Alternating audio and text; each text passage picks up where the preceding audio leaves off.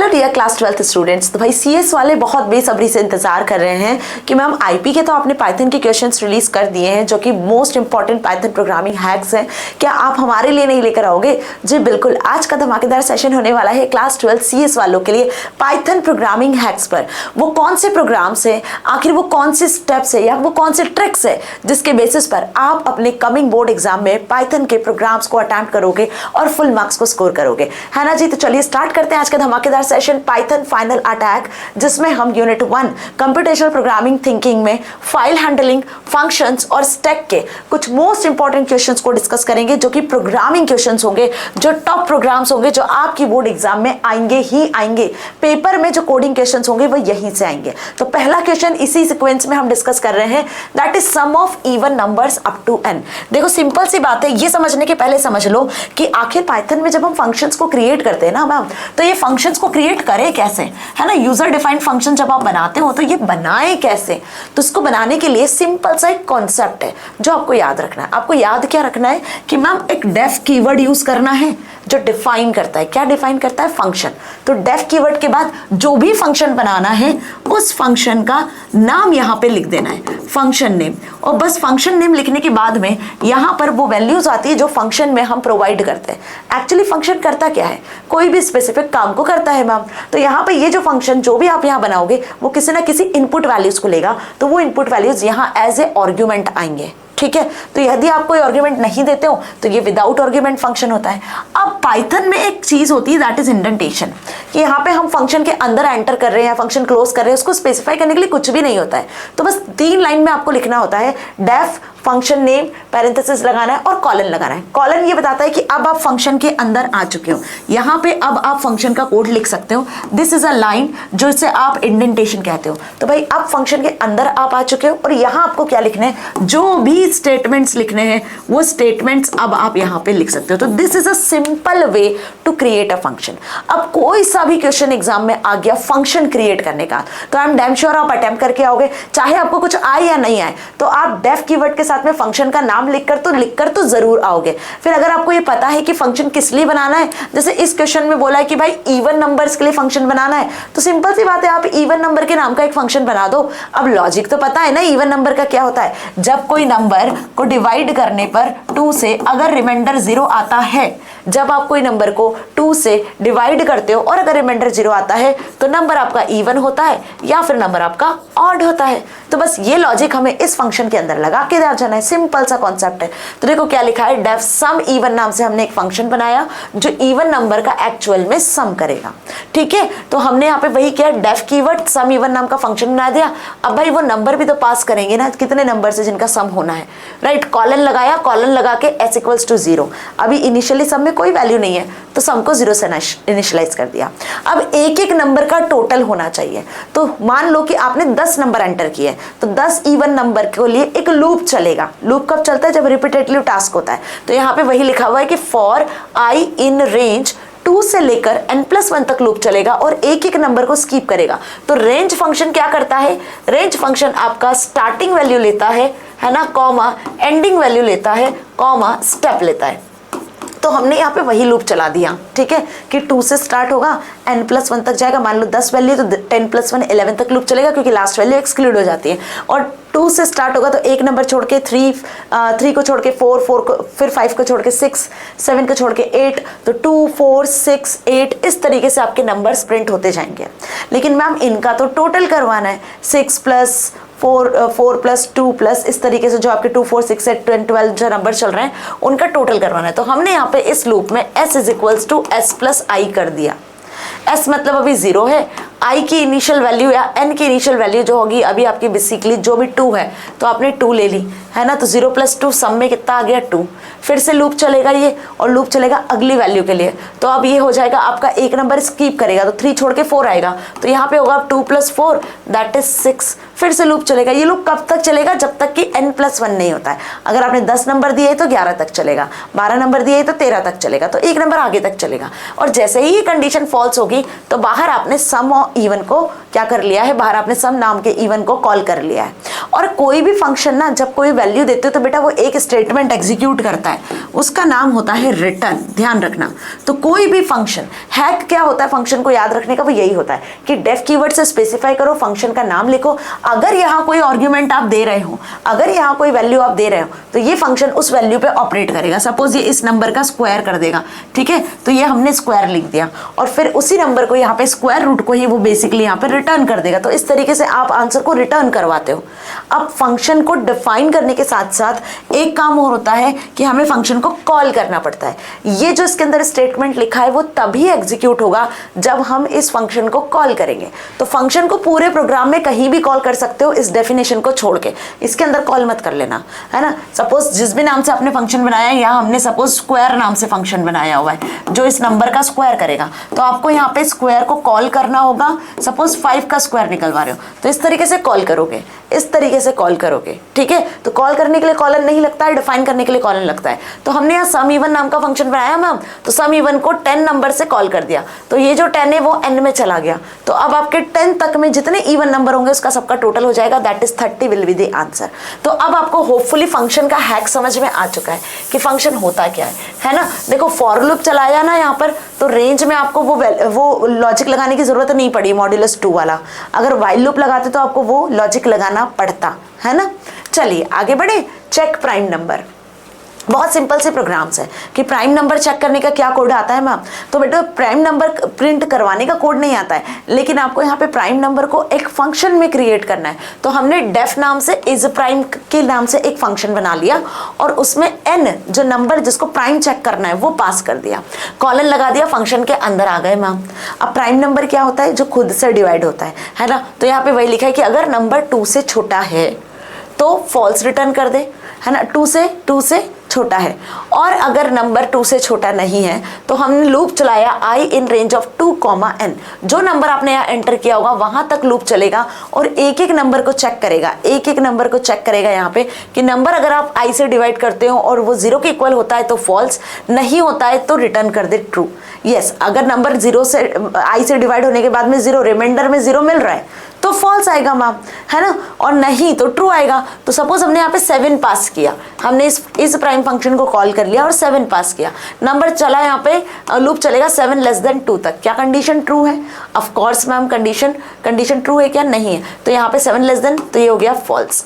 अब चलेगा आपका लूप चलेगा i से रेंज यहाँ पे होगी आपकी रेंज 2,7, मतलब 2 से लेकर 6 तक आपका लूप चलेगा और एक एक नंबर चेक होंगे, समझ में आ गई बात, एक एक नंबर।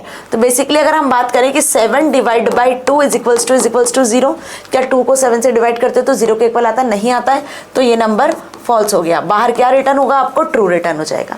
तो ऐसे एक एक नंबर यहाँ पे आप चेक कर पाओगे। तो फंक्शन अब क्लियर हो गया कि कैसे क्रिएट करना है। देखो प्राइम नंबर आए या नहीं आए, इवन नंबर आए या नहीं आए, लेकिन फंक्शन क्रिएट करने को जरूर आएगा, ये ध्यान रखना, है ना। अब 3 टाइप के फंक्शंस होते हैं, parameterised, default function, positional function, वो सब अभी हम यहाँ डिस्कस करेंगे। Right now function returning multiple values. अब फंक्शन कोई ना कोई वैल्यू रिटर्न करता है, तो फंक्शन बेटा कुछ मल्टीपल वैल्यूज को भी रिटर्न कर रहा होता है। तो हम यहाँ पे क्या करते हैं, मल्टीपल वैल्यू रिटर्न करवाने के लिए पहले फंक्शन में मल्टीपल वैल्यू देना पड़ती है ना जी। तो हमने यहाँ पे डिफेंड कैल्क नाम से एक फंक्शन बनाया जिसमें a, b को पास कर दिया, तो 2 वैल्यूज दे दी। अब वो क्या कर रहा है, इन दोनों वैल्यूज को ऐड भी कर रहा है और इन दोनों वैल्यूज का मल्टीप्लाई भी कर रहा है, और कॉमा के साथ में आपने ये दोनों वैल्यू को यहाँ रिटर्न करवा दिया। मतलब अगर आप कैल्क फंक्शन को कॉल करते समय 3,4 से इसको पास करते हो तो 3 + 4 7 एंड 3 × 4 12, तो ये 7 और 12 दोनों आपको रिटर्न कर देगा। तो जरूरी नहीं कि फंक्शन एक ही वैल्यू रिटर्न करे, फंक्शन एक से ज्यादा वैल्यू भी रिटर्न कर सकता है। तो अब आपको बहुत बेहतरीन तरीके से समझ में आ गया होगा कि कोई भी फंक्शन क्रिएट करना है तो डेफ कीवर्ड लिखना है, फंक्शन का नाम लिखना है। सपोज हम सम नाम का फंक्शन बना रहे हैं और इसमें आपको यहाँ पे आर्ग्यूमेंट्स देना है। सपोज सम नाम का फंक्शन बना रहे हैं तो a, b 2 आर्ग्यूमेंट दे दिए, कॉलन लगाना है। और अगर ये फंक्शन कोई वैल्यू रिटर्न कर रहा है, सपोज मैंने यहाँ लिखा c equals to a plus b, तो ये फंक्शन अगर आपका c वैल्यू को रिटर्न कर रहा है तो ये c को रिटर्न करेगा बाकायदा। ये हो गई फंक्शन की डेफिनेशन। अगर इस फंक्शन से आपको कॉल करना है, इसको एग्जीक्यूट करवाना है किसी दो नंबर्स के लिए, तो हम यहाँ पे सम नाम के फंक्शन को कॉल करेंगे। सपोज मैंने 5 और 10 यहाँ से पास कर दिया, तो ये 5 और 10 जाके a और b में चले जाएंगे, 5 प्लस 10 15 हो जाएगा। फंक्शन ये एडिशन का काम करेगा और रिटर्न कर देगा 15। तो चाहो तो आप इसको प्रिंट में प्रिंट करवा लो, या आप इसको किसी भी नंबर में असाइन भी करवा सकते हो। तो function returns a value, function accepts the argument, ये आर्गुमेंट होते हैं। और यहाँ पे ये 5 10 क्या बन जाते हैं, पैरामीटर्स बन जाते हैं। ठीक है, ये भी ध्यान रखना। ठीक है, arguments and parameters, got it. ये दो चीजें होती है फंक्शन कॉलिंग के टाइम पे, फंक्शन डेफिनेशन के टाइम पे। ये फंक्शन कॉलिंग है, ये फंक्शन डेफिनेशन है। ठीक है, नाउ आगे देखो। अब डिफॉल्ट पैरामीटर का आपको एक फंक्शन बनाना है।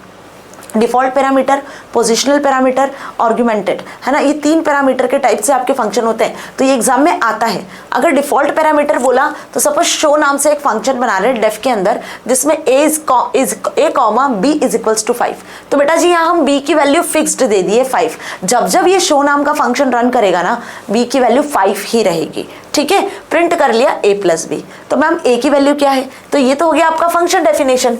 अब इसको हम करेंगे कॉल। तो कॉल कैसे कर रहे हैं, ध्यान से देखो। शो में 3 कॉल किया, तो यहाँ पे a की वैल्यू क्या बन जाएगी, जब मैं शो से इसको कॉल कर रही हूँ 3 वैल्यू से, तो a की वैल्यू 3, b की वैल्यू फिक्स्ड रहेगी 5। तो 3 plus 5 that is 8 will be the answer. अब ये जरूरी नहीं है कि यहाँ पर अगर b की वैल्यू दी हुई है तो आप दूसरी कोई b की वैल्यू नहीं दे सकते हो, बिल्कुल दे सकते हो। तो हमने यहाँ पे 3,2 दिया, तो अब b की नई वैल्यू क्या बन जाएगी, b की नई वैल्यू यहाँ पे बन जाएगी 2।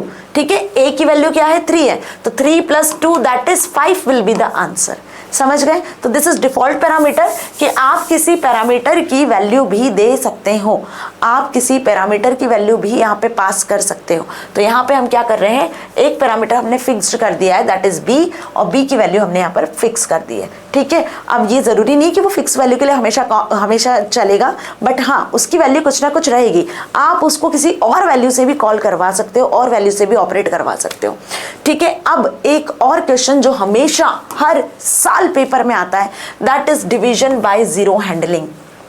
और ये हमें समझ नहीं आता है, ना हमें ये लिखना आता है, हमें समझ नहीं आता है कि ट्राई कैच को कैसे यूज करते हैं मैम। तो ध्यान रखो 3 ब्लॉक होते हैं, ये एक्सेप्शन हैंडलिंग के केस में यूज होते हैं। किस में यूज होते हैं, एक्सेप्शन हैंडलिंग के केस में। जब एक्सेप्शन हैंडलिंग की बात करते हैं तो ट्राई ब्लॉक होता है, एक एक्सेप्ट ब्लॉक होता है और एक फाइनली होता है। ठीक है, ये चीज ध्यान रखना, try, except and finally block है ये भी, इसलिए कॉलन लगाते हैं। समझ में आई बात। अब जो कोड है ना, एक्चुअल जो कोड है वो ट्राई में लिखा जाता है, और जिसमें एरर आ रही है, जो एरर को बेसिकली हैंडल करने वाला है, हैंडलिंग कोड, वो एक्सेप्ट में लिखा जाता है। और पूरा प्रोग्राम आपका ट्राई कैच एग्जीक्यूट हो जाता है, तो उसके बाद में जो एंड कोड होता है ना, फाइनली कोड, वो फाइनली में लिखा जाता है। जैसे फॉर एग्जांपल कि हमें एक प्रोग्राम बनाना है जो नंबर को 0 से डिवाइड कर रहा है, तो ऑब्वियसली बात है ट्राई में हमने एक नंबर ले लिया 0 और प्रिंट करवा रहे हैं हम सपोज कोई नंबर 10 डिवाइड बाय 0 या 10 डिवाइड बाय a, ये कुछ भी नंबर ले सकते हो। ठीक है, तो हमने ये ट्राई ब्लॉक में लिखा है। अब ऑब्वियस यहाँ एरर आएगी, कोई नंबर 0 से डिवाइड तो होता नहीं है मैम, तो हमने एक्सेप्ट में जो एरर आएगी ना वो एरर लिखी। लाइक हमने लिखा can't a number divide by 0, can't divide by 0। आप किसी नंबर को 0 से डिवाइड नहीं कर सकते, तो एरर कहाँ लिखी, एक्सेप्ट में। कोड कहाँ लिखा जिसमें एरर आएगी, वो ट्राई में लिखा है। तो ट्राई में वो कोड आता है जिसमें आप एरर देखते हो, जहाँ से एरर जनरेट होती है, एक्सेप्शन अराइज होता है। और एक्सेप्ट ब्लॉक में वो एरर लिखते हैं जो एक्चुअल में एरर आनी होती है। अब ध्यान से समझो, फाइनली ब्लॉक में क्या प्रिंट करवा लेंगे हम कि भाई ट्राई कैच एग्जीक्यूट हो चुका है, तो आपका प्रोग्राम एंड हो गया। तो हमने यहाँ पे लिखवा दिया प्रोग्राम ओवर या प्रोग्राम एंडेड, इस तरीके से हमने यहाँ पे एक कोड लिख दिया। तो अब आपका प्रोग्राम यहाँ पे एंड हो गया। तो अब ये रन कैसे होगा, रन तो ट्राई से स्टार्ट ही होगा। a इक्वल्स टू 0 मिला, प्रिंट 10 डिवाइड बाय a। अगर आप 10 को 0 से डिवाइड करते हो तो ऑब्वियस कोई एरर आएगी, तो एक्सेप्ट ब्लॉक सबसे पहले टॉप टू बॉटम अप्रोच चलती है, टॉप टू बॉटम। तो सबसे पहले एक्सेप्ट एग्जीक्यूट हुआ, क्या आ गया, कांट डिवाइड बाय 0, तो ये आ गया can not divide by 0 number. फिर उसके बाद फाइनली एग्जीक्यूट हो जाएगा, दैट इज प्रोग्राम एंडेड। तो अब आपको समझ में आ गया, ट्राई कैच का कोई सा भी क्वेश्चन आए, ट्राई में कोड आता है, एक्सेप्ट में एरर आती है, और फाइनली में प्रोग्राम एंडेड या प्रोग्राम सक्सेसफुली कंप्लीटेड, ऐसा कुछ आप लिखवा सकते हो।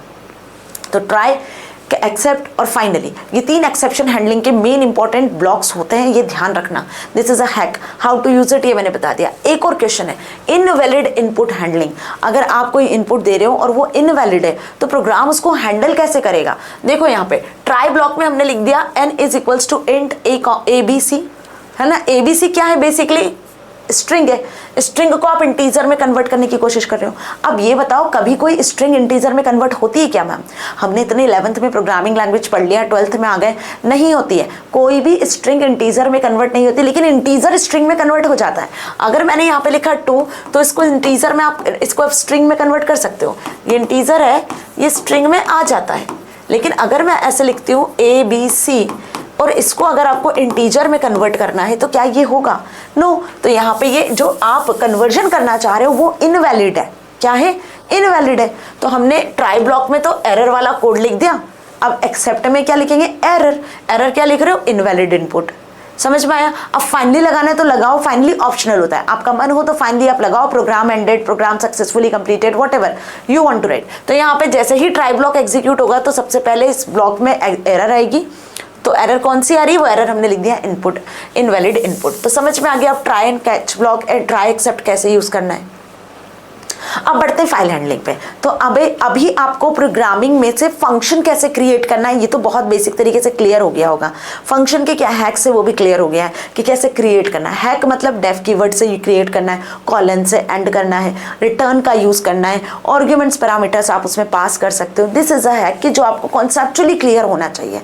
अभी एग्जाम में क्या होगा, कोई फंक्शन का क्वेश्चन आ भी गया, मान लो आपको कोड नहीं भी बन रहा है, मान लो कोड नहीं आ रहा है, तो हम क्या करते हैं, जनरली क्वेश्चन छोड़ के आ जाते हैं कि मैम कोड तो बन ही नहीं रहा है इसलिए छोड़ के आ गए क्वेश्चन। बेटा ऐसा नहीं करना है। कोडिंग वाले क्वेश्चन में ना यही चीज होती है कि अगर आपको कोड नहीं भी आता तो भी आप एटलीस्ट सिंटेक्टिकली तो उसको लिख कर आओ। आप उसके बारे में जो क्वेश्चन लिखा है उसके बारे में लिख कर आओ, उसका सिंटेक्स तो लिख कर आओ। आपके नंबर पूरे नहीं तो आधे तो मिलेंगे, नंबर मिलेंगे। Got my point. तो बस वही ट्रिक्स एंड ट्रिप्स हम यहाँ सीख रहे हैं। अभी देखो यहाँ पे क्या बोला है, right a file. File handling, file दो टाइप की होती है, एक टेक्स्ट फाइल होती है, एक बाइनरी फाइल होती है, और एक और होती है दैट इज CSV फाइल। अभी अगर हम टेक्स्ट फाइल की बात करें तो टेक्स्ट फाइल में डेटा को आप रीड कर सकते हो, राइट कर सकते हो, अपेंड कर सकते हो। साथ ही आप लाइंस को जो लिखी हुई है उनको आप रीड भी कर सकते हो, उसमें आप लाइन को राइट भी कर सकते हो। सिंपल सी बात है। तो इसके लिए अलग अलग फंक्शन होते हैं। पहले तो जिस फाइल में आपको डेटा रीड राइट करना है उस फाइल को ओपन करना होती है। तो ध्यान रखना, जब भी फाइल हैंडलिंग का क्वेश्चन आए तो फर्स्ट स्टेप होती है फाइल को ओपन करना, ओपन दी फाइल। और फाइल को ओपन करने के लिए क्या कोड होता है, बहुत ध्यान से समझो। फाइल को ओपन करने के लिए कोड होता है F=open, और जिस फाइल को ओपन करना है उस फाइल का नाम, उस फाइल का नाम। अब भाई फाइल में करवाना क्या है मैम, ऑपरेशन परफॉर्म करना है, या तो रीड, या तो राइट, या तो अपेंड। तो आपको उस पर्टिकुलर मोड का नाम लिखना होगा जिसमें आपको फाइल को ओपन करना है। आपको फाइल को रीड मोड में ओपन करना है, राइट मोड में ओपन करना है, किस मोड में ओपन करना है वो। तो पहली स्टेप होती है फाइल को ओपन करना। याद रखना, सबसे पहला हैक फाइल हैंडलिंग के लिए फाइल ओपन करना। दूसरा, अब मान लो कि आप फाइल रीड मोड में या राइट मोड में ओपन कर रहे हो, तो यहाँ पे आपने क्या कहा मैम कि हम फाइल को राइट मोड में ओपन कर रहे हैं। तो F डॉट मतलब F जो आपने यहाँ पे फाइल हैंडलिंग ऑब्जेक्ट बनाया हुआ है, अब उसमें आप राइट फंक्शन चलाना चाह रहे हो। तो भाई राइट से जो डेटा आप फाइल में लिखना चाहोगे वो डेटा लिखोगे। तो सपोज हमने यहाँ पे लिखा हेलो एवरीवन, क्या लिखा, हेलो एवरीवन। तो भाई ये डेटा हम इस फाइल जो आपने यहाँ क्रिएट की हुई है उसके अंदर लिखेंगे। तो फॉर एग्जांपल मान लो कि मैं यहाँ पे क्रिएट करती हूँ F=open और एक फाइल बना लेती हूँ सपोज F.txt नाम से। F नहीं हम बना लेते हैं यहाँ पे इसको सपोज डेटा, क्या बना लेते हैं हम यहाँ पे इसको, डेटा नाम से। ठीक है, किस नाम से बना लेते हैं हम इस फाइल को, डेटा नाम से। डेटा डॉट, अब टेक्स्ट फाइल है तो txt से बनेगी, और W मोड में आप इसको ओपन कर रहे हो मतलब आप राइट मोड में। तो क्या डेटा लिख रहे हैं हम, राइट फंक्शन का यूज कर रहे हैं। कौन से फंक्शन का यूज कर रहे हैं यहाँ पे, राइट फंक्शन। और राइट फंक्शन में जो कंटेंट आपको लिखना है वो लिख दो। तो अब इस F नाम के जो ऑब्जेक्ट से जो आपने फाइल क्रिएट की है ना, उस फाइल में ये हेलो एवरीवन लिखा जाएगा। समझ में आया। अब आपको क्या करना है, फाइल को क्लोज करना है। थर्ड स्टेप होती है फाइल को क्लोज करने की, तो f.close फंक्शन का यूज करोगे तो फाइल क्लोज हो जाएगी। अभी ये हमने देखा कौन सा ऑपरेशन कि मैम राइट कैसे करना है, तो सिंपल सी बात है, अगर आपको फाइल को रीड करना है तो क्या करेंगे बेटा, अपन वही सेम f.read फंक्शन का कॉल करोगे और यहाँ पे मोड क्या लिखोगे, राइट मोड की जगह रीड मोड लिखोगे, जो अभी मैं डिस्कस करने वाली हूँ। तो फिलहाल आपको 3 स्टेप याद रखनी है। इस फाइल में डेटा राइटिंग के 3 हैक होते हैं। First, you open the file with the open function with the file name and mode. Second, आपको फाइल में अगर राइटिंग करनी है तो राइट मोड में ओपन कर लो, जो लिखना है डेटा वो लिख दो और फाइल को क्लोज करवा दो, ठीक है। एट लास्ट फिर आपने प्रिंट कर लिया, डन। तो जैसे ही आप इस कोड को रन करोगे तो आपको फाइल का कंटेंट मिलेगा hello Python means hello everyone. समझ में आया? अब अगर आपको फाइल में रीडिंग करनी है तो आप फाइल को राइट मोड में ना ओपन करके आप फाइल को रीडिंग मोड में ओपन करोगे, रीड मोड में, और रीड फंक्शन को कॉल करोगे। ध्यान से समझना, फाइल को ओपन कर लिया किसमें, रीड मोड में, और अब कौन सा फंक्शन कॉल कर लेंगे हम, फाइल का f.read। अब फाइल में कुछ लिखना तो है नहीं, तो कुछ पास नहीं करोगे, फाइल में जो एग्जिस्टिंग डेटा है उसको रीड करोगे, तो सिंपल f.read लगा के f.close चला देना। जैसे ही आपने 3 लाइन का कोड लिखा तो फाइल का डेटा आपको शो हो जाएगा, आप फाइल के डेटा को रीड कर पाओगे। तो सिंपल सा कोड है। क्या करना है आपको, फर्स्ट ऑफ ऑल हमें फाइल को ओपन करना है। जिस फाइल को ओपन करना है उस फाइल का यहाँ पे नाम लिख देना है। फिलहाल हम टेक्स्ट फाइल की बात कर रहे हैं तो टेक्स्ट फाइल। अगर रीड करना है, पहले से फाइल आपकी क्रिएटेड है, पहले से उसमें डेटा लिखा हुआ है, रीड करना है तो आपको f.read फंक्शन को कॉल कर लेना है। प्रिंट में इसको चला लेना ताकि आपका डेटा प्रिंट हो जाएगा। लास्ट में फाइल को क्लोज करना नहीं भूलना है, f.close से फाइल क्लोज होती है। तो 3 लाइन का कोड है, सिर्फ 3 हैक्स है, ओपन फंक्शन, राइट फंक्शन और क्लोज फंक्शन। अगर फाइल राइट करना है और अगर फाइल में रीडिंग करना है तो ओपन फंक्शन, रीड फंक्शन और क्लोज फंक्शन, दैट्स इट। अब एक क्वेश्चन बार बार पेपर में रिपीट होता है, दैट इज कि फाइल में कितनी नंबर ऑफ लाइन्स है। जिस फाइल में आपने डेटा लिखा है उसमें कितनी नंबर ऑफ लाइन्स है, तो उसके लिए पहले फाइल को आपको रीड मोड में ओपन करना होगा, तभी तो आप पढ़ पाओगे कि उसमें कितनी लाइन्स है, पता कर पाओगे। तो यहाँ पे रीड और रीड लाइन्स नाम के फंक्शन होते हैं। काउंट करवा सकते हो आप, तो एक एक कैरेक्टर को काउंट करवाना है तो फॉर लूप चला सकते हो, है ना, ये सारी प्रोसेस होती है। तो जब आपको फाइल में से लाइन्स को काउंट करवाना है कि किसी फाइल में कितनी लाइन है, तो हम यहाँ पे लूप चलाएंगे फाइल पॉइंटर के एंड तक और काउंट वेरिएबल से उसको काउंट करवाएंगे। बस इतना ध्यान रखना, कैसे समझो। तो फाइल को ओपन करा रीड मोड में, फिर हमने यहाँ पे काउंटर वेरिएबल ले लिया 0 जो 0 से स्टार्ट करेगा, और लूप चला लिया कि फाइल में जो भी लाइन है एक एक लाइन वो रीड होगी। तो f में तो पूरे फाइल का डेटा आ चुका है, तो हम लूप चला रहे फॉर लाइन इन f। अब एक एक लाइन में आती जाएगी और काउंट को +1 कर लिया, काउंट एक एक करके आगे बढ़ेगा, ठीक है, और प्रिंट करवा लिया बाहर काउंट को और फिर करवा लिया क्लोज फंक्शन को। है ना इजी, कॉन्सेप्ट सिंपल था।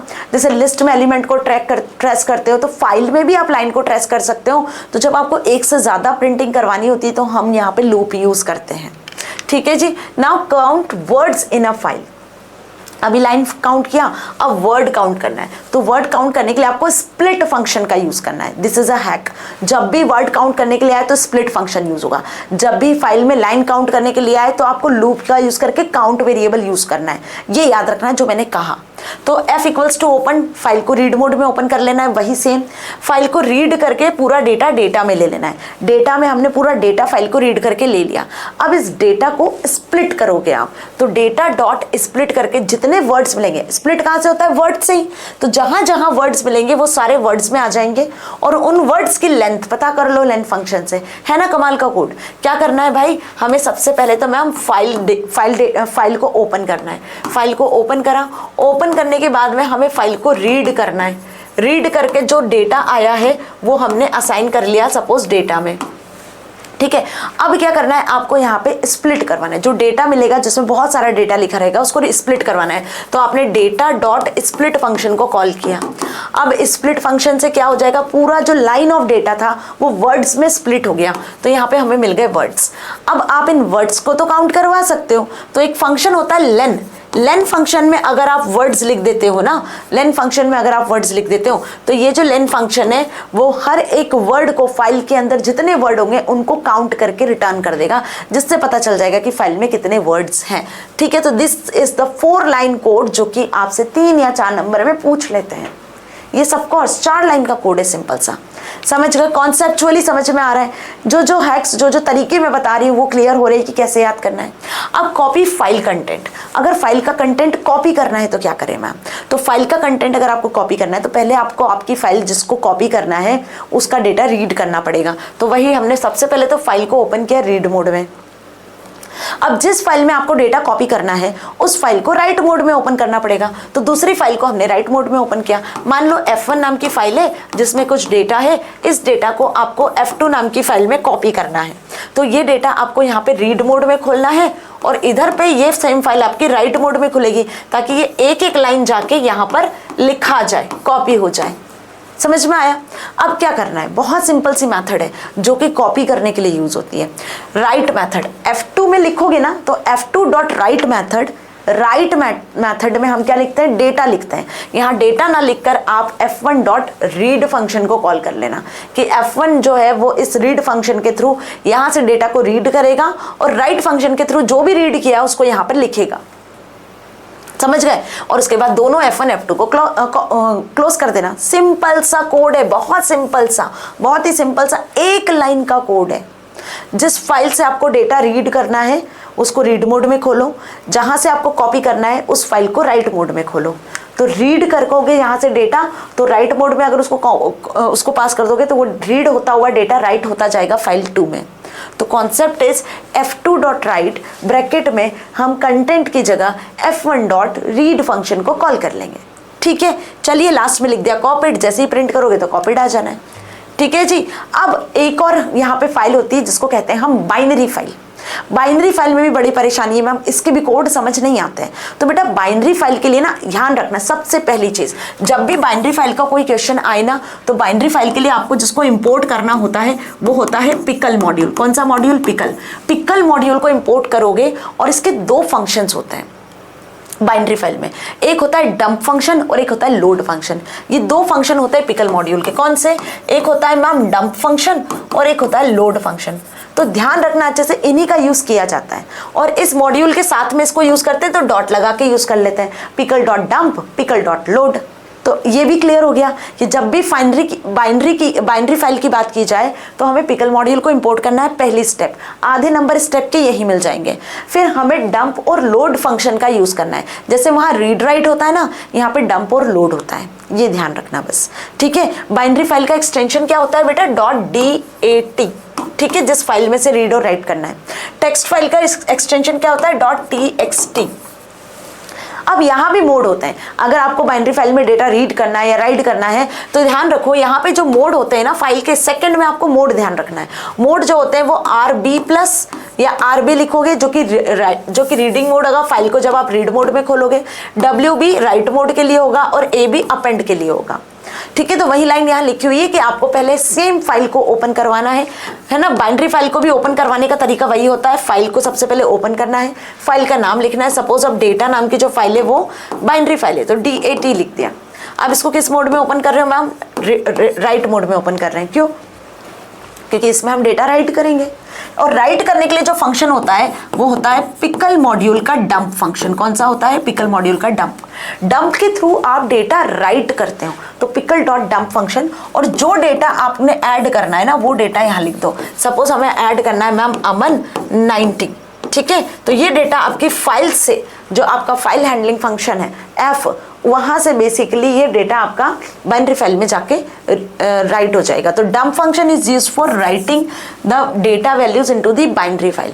एंड एक और फंक्शन होता है लोड फंक्शन जो कि रीड करने के लिए यूज होता है। लास्ट में वही F.close। तो अब ये बताओ फाइल हैंडलिंग में और इसमें कोई डिफरेंस है क्या? यहाँ पे रीड फंक्शन यूज करते हैं, उसकी जगह पे यहाँ पे हम लोड फंक्शन या फिर डंप फंक्शन यूज कर रहे हैं। नॉर्मल लिखते हो आप F डॉट लगा के, यहाँ पे पिकल डॉट लगा के लिख रहे हैं। सिंपल सा कॉन्सेप्ट है, सिंपल सा। बस आपको यहाँ पे ध्यान रखना है कि कहाँ कहाँ डिफरेंस है, that's it. Difference read mode, right mode में RB, WB, AB, बाइनरी का रीड, बाइनरी का राइट, बाइनरी अपेंड, और टेक्स्ट फाइल में RWA होता है। This is the difference. ठीक है, चलो आगे बढ़ते हैं। अब डेटा राइट करना तो सीख लिया बाइनरी पे, लेकिन अगर हमें डेटा को रीड करना है तो रीड करने के लिए जो फंक्शन होता है, देखो यहाँ पे लोड फंक्शन, सिंपल सा कॉन्सेप्ट है, पिकल डॉट लोड, और उसमें फाइल पॉइंटर पास कर दो, जो फाइल आपने रीड करने के लिए यूज की है वो फाइल आपकी रीड हो जाएगी। तो रीड करने के लिए लोड, राइट करने के लिए डंप फंक्शन। कहाँ से? पिकल मॉड्यूल से। पिकल मॉड्यूल कहाँ होता है? बाइनरी फाइल में। ठीक है, इतना समझ में आया। अगला क्वेश्चन दिया हुआ है कि अगर आपको अब बाइनरी फाइल से मल्टीपल रिकॉर्ड्स पढ़ने हैं, एक या दो नहीं पढ़ना मैम, हमें पूरे रिकॉर्ड्स, मल्टीपल रिकॉर्ड्स रीड करने हैं। तो जब आपको मल्टीपल रिकॉर्ड्स रीड करने हैं तो ऑब्वियस सी बात है आपको फाइल को ओपन करना होगा राइट मोड में, और डंप में आपको बहुत सारे डंप फंक्शन के थ्रू बहुत सारी मल्टीपल वैल्यूज पहले तो फाइल में लिखनी होगी। जब फाइल में मल्टीपल वैल्यूज होगी तभी तो आप मल्टीपल वैल्यूज को रीड करोगे। तो भाई हमने डंप फंक्शन के थ्रू यहाँ पर एक से ज्यादा वैल्यूज को लिख दिया।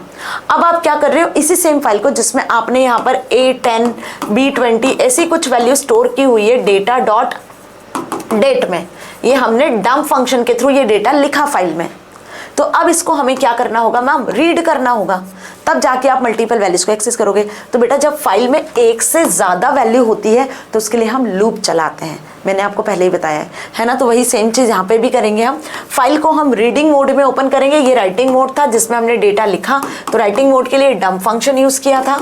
ठीक है, अब हम रीडिंग मोड के लिए ओपन करेंगे तो यहाँ पे हम लोड फंक्शन का यूज करेंगे रीडिंग के लिए, लेकिन मोड क्या होगा? वही आरबी। ट्राई में लिख दिया वाइल ट्रू, कंडीशन अगर ट्रू होती है तो पिकल डॉट लोड से जो एफ में है, जो फाइल में है वो एज इट इज लोड होता जाए, और एक्सेप्ट में पास लिख दिया, एफ डॉट क्लोज कर दिया। ठीक है, तो अगर डेटा आपको मल्टीपल रिकॉर्ड्स को रीड करना है तो पहले मल्टीपल रिकॉर्ड्स आपको राइट करने पड़ेंगे, then you will read, and this is very much easy as compare to our CSV file, text file है ना। टेक्स्ट फाइल अगर आता है तो बाइनरी फाइल के कोड लिख लोगे। अब अगर मैं CSV फाइल की बात करूँ, किसकी बात करूँ? CSV। तो CSV का तो पहले फुल फॉर्म आता है, that is comma separated values. तो CSV फाइल को भी क्रिएट करना बहुत ईजी है। इसके लिए आपको इंपोर्ट करना होगा CSV। क्या इंपोर्ट करोगे? CSV। बाइनरी फाइल के लिए क्या इंपोर्ट करते हैं? Pickle module. यहाँ पे क्या इंपोर्ट करते हैं? CSV इंपोर्ट करते हैं। और टेक्स्ट फाइल में कुछ भी इंपोर्ट करने की जरूरत नहीं पड़ती, वहाँ तो रीड राइट फंक्शन सिंपल चलते हैं। अब देखो यहाँ पे बोला है CSV फाइल को कैसे क्रिएट करोगे, तो वही file equals to open function. File का नाम अब बदल जाएगा, फाइल का नाम हो जाएगा आपका डेटा डॉट CSV। ठीक है, पहला काम क्या होगा? हम फाइल को ओपन करवाएंगे, तो डेटा डॉट CSV नाम की फाइल है। अगेन फाइल में आपको लिखना है तो W मोड में ओपन करोगे, और फाइल में अगर आपको न्यू लाइन देना है तो आप न्यू लाइन की वैल्यू स्पेस दे सकते हो। ठीक है, तो यहाँ पे ओपन फंक्शन में एक चीज बदल जाती है, वो ये है कि फाइल का जो एक्सटेंशन है वो डॉट CSV हो जाता है। फाइल को आपको वही सेम रीड राइट मोड में ही ओपन करना है, और अगर आप राइटिंग कर रहे हो तो आपको एक एक लाइन छोड़ के प्रिंट करवाना है। अब यहाँ पे ना दो फंक्शन होते हैं, एक होता है राइटर और एक होता है राइट रो। ध्यान से समझना। तो CSV फाइल में रीड राइट फंक्शन नहीं होता है, CSV फाइल में राइट रो फंक्शन होता है, और CSV डॉट लगा के एक्सेस करते हो। तो हम यहाँ पे इसको लिखेंगे CSV डॉट राइटर फंक्शन, और उस फाइल को यहाँ पे फाइल ऑब्जेक्ट को पास कर देंगे, और सपोज इसको W में असाइन करवा लिया। अब क्या करना है? W डॉट राइट रो फंक्शन को कॉल करना है, W डॉट राइट रो फंक्शन, और फिर राइट रो में जो आप यहाँ कंटेंट लिखोगे वो एक एक फाइल के अंदर रो बाय रो इंक्लूड होता जाएगा, एंड फाइल को क्लोज करवा के प्रिंट करवा लेना। जो भी प्रिंट करोगे रिटर्न तो वो कंटेंट आपकी फाइल में लिखा जाएगा। So this is about CSV file. Same concept जो फाइल हैंडलिंग का था, जो आपका बाइनरी फाइल का था, same concept. Difference is where? Difference is function, difference in the mode, and difference in the file extension. और एक और डिफरेंस होगा इंपोर्ट में, कि आप वहाँ पे CSV को इंपोर्ट करोगे, एक जगह पिकल इंपोर्ट करोगे, टेक्स्ट फाइल में कुछ भी इंपोर्ट करने की जरूरत नहीं है। सो दीज आर द 3 से 4 points, these are the 3-4 points जो आपको याद रखने हैं। अभी अगर CSV फाइल से डेटा राइट करना है तो राइटर फंक्शन और राइट रो को कॉल कर रहे हैं। ठीक है, अब अगर आपको CSV फाइल में डेटा रीड करना है तो यहाँ पे हम जिस फंक्शन को कॉल करेंगे वो होगा रीडर। अब पहले से फाइल में डेटा है, 1 बाय 1 एक एक लाइन को रीड करना है तो फॉर लूप चला देंगे मैम, सेम जो अभी हमने देखा। तो इंपोर्ट करा CSV फाइल को, और F डॉट ओपन में फाइल को रीड मोड में ओपन किया। ठीक है, now CSV dot reader function में फाइल ऑब्जेक्ट पास कर दिया, और R में एक एक लाइन रीड होकर आएगी। लूप चलाएंगे फॉर रो इन R, एक एक रो रीड होती जाएगी और रो को लूप के अंदर प्रिंट करवा देंगे और क्लोज करवा दिया फाइल हैंडलिंग। तो जो भी रो मिलेगी पहली वो पूरी प्रिंट होगी, फिर दूसरी रो मिलेगी वो पूरी प्रिंट होगी। तो आर में जितनी भी रो रीड करके आएगी ना रीडर फंक्शन के थ्रू, वो एक एक प्रिंट होती जाएगी। तो बहुत सिंपल सा कॉन्सेप्ट है, वही इंपोर्ट करना है आपको CSV file, f is equals to same open function call करना है। फाइल का नाम बदल जाएगा क्योंकि CSV फाइल है, तो यहाँ पे फाइल का नाम सपोज d.csv फाइल हो गया। अब फाइल को रीड कर रहे हैं ना मैम, तो रीड मोड में ओपन करेंगे, राइट कर रहे होते तो राइट मोड में ओपन करते हैं। हमने यहाँ पर r नाम का एक वेरिएबल ले लिया जिसमें अब हम फाइल के डेटा को रीड कर रहे हैं, तो यहाँ पे हम लिखेंगे csv.reader फंक्शन। राइट करना होता है तो csv.write फंक्शन का, राइटर का यूज करते हैं, यहाँ पे रीडर का यूज करेंगे और इस f ऑब्जेक्ट को यहाँ पास कर दिया जिससे फाइल का डेटा रीड हो रहा था। अब आर में क्या आ गया, फाइल का पूरा डेटा आ चुका है, फाइल में जितनी लाइन है वो सब आर में आ चुकी है। अब हमें एक एक लाइन को प्रिंट करवाना है, तो हमने लगा दिया लूप लगा दिया हमने रो के लिए इन आर में जितनी भी रो होगी वो 1 बाय 1 इस रो में आती जाएगी और इस रो को आपने कुछ नहीं करना है, यहाँ पे प्रिंट करवा लेना, प्रिंट ऑफ रो। तो एक एक रो यहाँ पे प्रिंट होगी जितनी आर में वैल्यू होगी और फिर आपने लास्ट में लिख दिया प्रिंट f.close, या प्रिंट लिख दो या f.close चला दो। क्लोज तो सभी में करना ही है, बिना क्लोज के तो काम नहीं चलेगा, है ना। तो फाइल को ओपन भी करना है, फाइल को क्लोज भी करना है। अगर टेक्स्ट फाइल है तो read write function read write append mode के साथ चलाना है।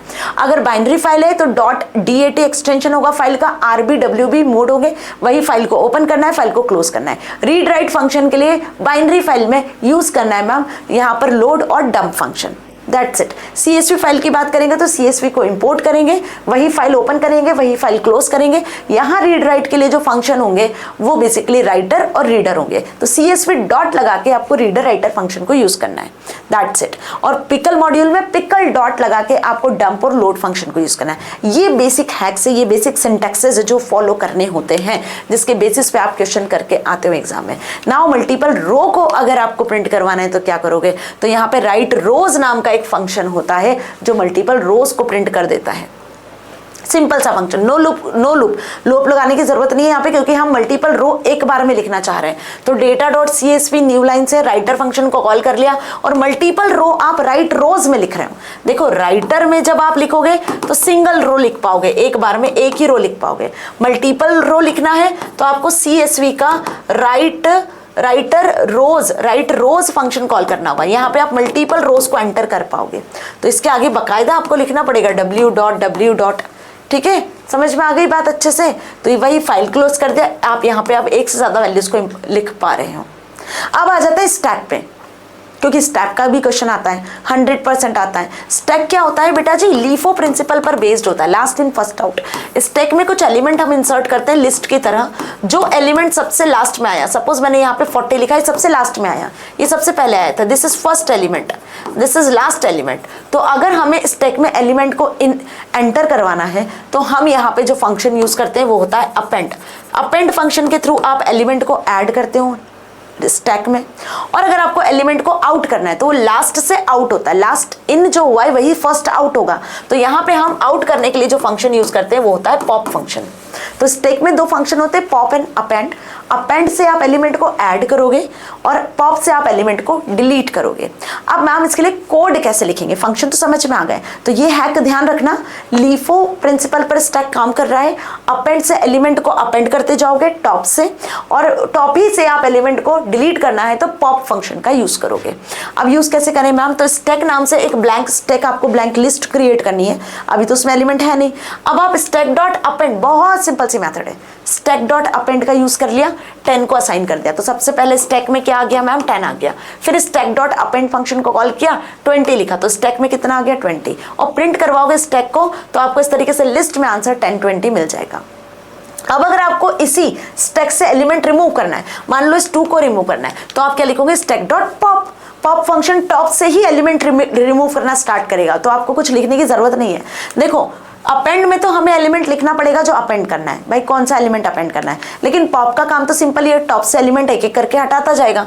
तो यहाँ पे 10 20 30 is the value in the stack ना, और अगर आपने स्टैक डॉट पॉप लिख दिया तो ऊपर स्टैक में से सबसे पहले लास्ट में जो एलिमेंट आया था लाइक 30, वो रिमूव हो जाएगा, तो आउटपुट विल बी 10 और 20। तो इतना क्लियर हुआ कि स्टैक में एलिमेंट अपेंड कैसे करना है, स्टैक में एलिमेंट को डिलीट कैसे करना है। ध्यान रखो, स्टैक पहले क्रिएट करनी होगी। पहली स्टेप क्या होती है कि हमें एक एम्प्टी स्टैक क्रिएट करनी है। फिर आपको क्या करना है, इसी स्टैक का एक फंक्शन अपेंड चलाना है। अब ये ब्लैंक से कुछ भी नहीं है, हमने अपेंड में लिखा 10, तो इस लिस्ट में एक 10 नाम का एलिमेंट आ गया। फिर आपने लिखा stack dot append, simple method, याद कर लो, स्टैक डॉट अपेंड से आप एलिमेंट अपेंड करते हो। 20 लिखा, तो अब इस लिस्ट में 20 आ गया। अब मुझे क्या करना है, प्रिंट करवा लेना है स्टैक को। जैसे ही मैंने स्टैक को प्रिंट करवाया तो मुझे आउटपुट ये मिल गया। अब मुझे एलिमेंट रिमूव करना है, तो भाई लास्ट में कौन सा एलिमेंट आया था मैम, 20, तो 20 ही रिमूव होगा। तो रिमूव करने के लिए क्या चलाएंगे, stack dot pop function, simple. तो पॉप फंक्शन से क्या होगा, ये जो सबसे लास्ट में एलिमेंट आया था वो रिमूव हो जाएगा। फिर से आप प्रिंट करते हो अगर स्टैक को अगर फिर से प्रिंट करते हो तो अब एलिमेंट आपको सिर्फ 10 मिलेगा, क्योंकि 20 पॉप से रिमूव हो चुका है। सिंपल सा कॉन्सेप्ट, दिस इज बेसिक। अगर स्टैक का आपको एस भी नहीं आता होगा ना, तो अब स्टैक का कोड लिखना सीख गए होंगे आप। अगर फाइल हैंडलिंग का एफ भी नहीं आता होगा ना कोड का, तो फाइल हैंडलिंग का कोड करना सीख गए होंगे। तो जैसे स्टैक में अपेंड और पॉप फंक्शन काम कर रहे हैं ना, एंटर करने के लिए, डिलीट करने के लिए, फाइल हैंडलिंग में रीड राइट फंक्शन होते हैं टेक्स्ट फाइल के लिए, है ना। बाइनरी फाइल के लिए डंप लोड फंक्शन होते हैं। CSV फाइल में रीडर राइटर फंक्शन होते हैं, राइट रोज फंक्शन होते हैं। बस ये याद रखना, इनको यूज कैसे करना है वो मैंने यहाँ पे बता दिया। अब मान लो कि स्टैक के एलिमेंट को आपको क्या करना है, टॉप से एलिमेंट को एक्सेस करना है। डिस्प्ले टॉप एलिमेंट, सबसे टॉप का एलिमेंट। तो स्टैक इक्वल्स टू 10, 20, 30, उनके इंडेक्स से हम उसको एक्सेस करते हैं। जी हाँ, यहाँ इंडेक्स भी होते हैं 0, 1, 2, 3, -1, -2, -3। तो हमने लिखा स्टैक ऑफ -1, तो -1 की पोजीशन पे जो एलिमेंट होगा, मतलब ये मान लो कि एक स्टैक है, तो स्टैक में भी हर एक एलिमेंट को कैसे एक्सेस करोगे बताओ। तो मैम उसके हम क्या करते हैं, इंडेक्सिंग का यूज करते हैं। तो टॉप से 0, 1, 2, 3 इस तरीके से होता है। निगेटिव इंडेक्सिंग -1, -2, -3 होती है, समझ में आया। इस तरीके से इंडेक्सिंग बॉटम से -1 से इंडेक्सिंग शुरू होती है। तो -1 की पोजीशन पे कौन सा है, 30, टॉप एलिमेंट जो सबसे पहले आया था, ठीक है। तो इस तरीके से, सॉरी 30 ना, 30 टॉप एलिमेंट ये है ना, तो 30 ये होगा। -1 इस तरीके से चलेगा, देखो सॉरी मैंने उल्टा बता दिया, -1, -2, -3 लाइक दिस, ठीक है जी। समझ में आ गई अच्छे से बात। टॉप एलिमेंट की सबसे पहले माइनस में इंडेक्सिंग होती है, तो इंडेक्सिंग के थ्रू हम इसको एक्सेस कर सकते हैं। ओके, चलिए एम्प्टी स्टैक की बात करें तो क्या होता है, जब स्टैक में कोई एलिमेंट नहीं होते हैं तो हम एम्प्टी स्टैक क्रिएट कर लेते हैं। तो उसके लिए अगर आपको चेक करवाना है कि अगर स्टैक में एलिमेंट है या नहीं है, आपको ये चेक करना है कि स्टैक में एलिमेंट है या नहीं है, स्टैक एम्प्टी है या नहीं, तो लेन फंक्शन में स्टैक को कॉल कर लो। अगर लेन फंक्शन ने स्टैक के एलिमेंट को काउंट करके दे दिया तो स्टैक में एलिमेंट है, और अगर लेन फंक्शन ने 0 रिटर्न किया तो स्टैक में एलिमेंट नहीं है, स्टैक एम्प्टी है। सिंपल, एक एम्प्टी स्टैक क्रिएट किया, लेंथ फंक्शन के अंदर स्टैक को कॉल कर लिया, तो ये स्टैक में की लेंथ कैलकुलेट होगी। अब कुछ एलिमेंट है ही नहीं तो इट विल गिव 0। अगर एलिमेंट होता है तो लेंथ क्या रिटर्न करता है, 1, 2, 3, 4, ठीक है। अब कुछ क्वेश्चन ना स्टैक के मेनू ड्रिवन आते हैं। अब आप सोच रहे हो मैम मेनू ड्रिवन क्या होता है। मेनू ड्रिवन ऐसे होते हैं कि आपसे पूछते हैं, do you want to insert element, do you want to pop the element और डिलीट द एलिमेंट, या you want to display any element from the stack, तो वो हम इंडेक्स से एक्सेस करेंगे। तो इसको कहते हैं हम मेनू ड्रिवन स्टैक। मेनू ड्रिवन स्टैक मतलब आपके पास एक स्टैक है 10, 20, उसमें 30 ऐड करा अपेंड फंक्शन से, 30 ऐड हो गया। तो अब स्टैक में 10, 20 और 30 आ गया। अब आपने क्या करा, थोड़ी देर बाद पॉप फंक्शन कॉल कर लिया, तो ये जो 30 ऐड हुआ था वो 30 हट गया, फिर स्टैक प्रिंट करवाई तो 10, 20 हो गया। सिंपल सा कॉन्सेप्ट जो अभी बताया है ना। अब बात करते हैं ग्लोबल वेरिएबल की, क्योंकि आपके पेपर में एक और कॉन्सेप्ट यहाँ पे पूछा जाता है practically, that is global and local variable क्या होता है। बहुत केयरफुली समझना। ग्लोबल वेरिएबल का कॉन्सेप्ट होता है कि वो वेरिएबल जो पूरे प्रोग्राम में यूज हो रहा है, जो पूरे प्रोग्राम में यूज हो रहा है। तो अगर मैंने यहाँ पे लिखा x = 10 और फिर एक फंक्शन डिफाइन किया, और इस फंक्शन के अंदर उसी x को मैं एक्सेस कर रही हूँ, फंक्शन डिफाइन करा, उसी x को मैं अंदर यूज कर रही हूँ और फिर फंक्शन को कॉल कर रही हूँ, तो बेटा जी ध्यान रखो वो वैल्यू फंक्शन के अंदर यूज होगी, क्योंकि वो ग्लोबली डिफाइन है। मतलब मैंने लिखा x = 10 और एक डेफ नाम से फंक्शन बनाया, सपोज fun नाम से फंक्शन बना लिया, और इसके अंदर मैंने लिखा प्रिंट x, सिंपल। तो मैम अब फंक्शन के अंदर तो हमने कोई x को डिफाइन ही नहीं किया था, ये फंक्शन है, इसमें कोई x डिफाइन किया है क्या मैंने, नहीं किया है, लेकिन x को हमने फंक्शन के बाहर डिफाइन किया था। तो ये x यहाँ पे क्या है, ग्लोबली डिफाइंड है। क्या है, ग्लोबली। ग्लोबली ये पूरे प्रोग्राम में जितने फंक्शंस होंगे जहां होंगे वहां यूज कर सकते हो, ठीक है। फिर इस फंक्शन को हमने कॉल कर लिया, जैसे ही कॉल किया तो फंक्शन कॉल यहाँ पहुंचा, प्रिंट हो गई x की वैल्यू। x ऊपर ही डिफाइन था 10, तो प्रिंट क्या हो जाएगा आपका 10। अब अगर मैं लोकल की बात करती हूँ तो ये x हम इस फंक्शन के अंदर डिफाइन करेंगे। जैसे मैंने लिखा है यहाँ पर डेफ फंक्शन, और इस फंक्शन के अंदर मैंने x इक्वल्स टू 10 और प्रिंट x कर दिया। ध्यान से देखो, ठीक है। तो ये हमारा फंक्शन बना जिसमें x हमने अंदर डिफाइन किया है फंक्शन के ब्लॉक में, और बाहर फिर फंक्शन को मैं कॉल कर लेती हूँ। बाहर से मैंने फंक्शन को कॉल कर लिया, तो जैसे ही फंक्शन कॉल होगा ना बेटा जी, जैसे ही फंक्शन कॉल होगा तो अंदर एक एलिमेंट मिलेगा x इक्वल्स टू 10 और उसकी वैल्यू प्रिंट 10 हो जाएगी। अगर मैं यहाँ पे फंक्शन के बाहर आके प्रिंट x लिखती हूँ ना तो यहाँ एरर आ जाएगी कि function x value is not defined, ठीक है। तो लोकल और ग्लोबल वेरिएबल समझ गए क्या होता है। तो अगर लोकल का आंसर पूछा तो ध्यान से देखो, x equals to 10 globally defined है, ग्लोबली डिफाइंड है।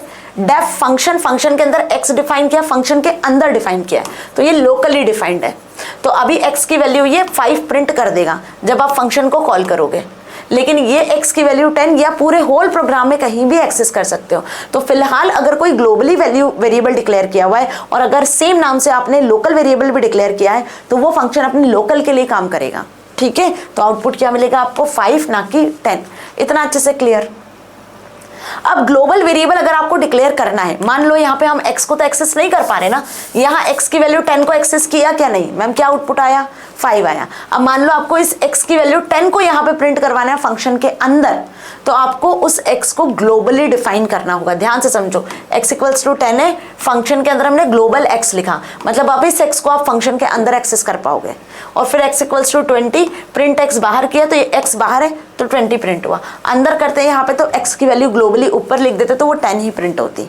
तो आप x को फंक्शन के अंदर, कोई वेरिएबल फंक्शन के अंदर ग्लोबली डिफाइन करना चाहते हो तो ग्लोबल से डिफाइन कर सकते हो। So this much from the programming hack, and hopefully आपको अच्छे से समझ में आया कि फाइल हैंडलिंग कैसे क्रिएट करनी है, कितने टाइप की होती है, क्या कोड करना है, एज वेल एज जो आर्ग्यूमेंट्स और पैरामीटर्स आप पास करते हो तो फंक्शंस को कैसे क्रिएट करना होता है, फंक्शन वैल्यू को रिटर्न कैसे करता है, स्टैक में एलिमेंट को अपेंड कैसे करते हैं, पॉप कैसे करते हैं, उसके लिए क्या कोड है, CSV फाइल, बाइनरी फाइल के लिए इंपोर्ट कैसे किया जाता है, एज वेल एज ग्लोबल और लोकल वेरिएबल क्या होता है। तो दिस इज बेसिक पार्ट जो क्वेश्चन प्रोग्रामिंग का आपके एग्जाम में आएगा ही। 25 तारीख के पेपर में आप इस टाइप के क्वेश्चन को देखोगे। तो अब अगर आपको कोई बहुत टिपिकल सा कोड भी दे दिया ना, तो आप उस टिपिकल से कोड में भी 4 लाइन का कोड तो लिखकर आओगे ही आओगे, क्योंकि आपको बेसिक्स क्लियर हो गए, आपको वो हैक्स पता चल गए कि फाइल कैसे क्रिएट करना है, आपको ये पता चल गया है कि मैम फंक्शन कैसे क्रिएट करना है, आपको ये पता चल गया है कि अगर बाइनरी फाइल बनाना है या CSV फाइल बनाना है तो उसके लिए कौन से फंक्शन यूज करना है, आपको ये पता चल गया कि स्टैक में एलिमेंट को अपेंड और पॉप कैसे करना है। तो बस फिर आधा काम तो यहीं खत्म हो गया, मार्क्स तो आप यूं स्कोर कर जाओगे। तो अब मिलेंगे हम लाइव सेशन में, शाम के लाइव सेशन में, जहां पूरा महा मैराथन के साथ में CS और IP और IT को रिवाइज कर रहे होंगे। तो मिलेंगे शाम के सेशन में। Till then stay happy. Thank you so much.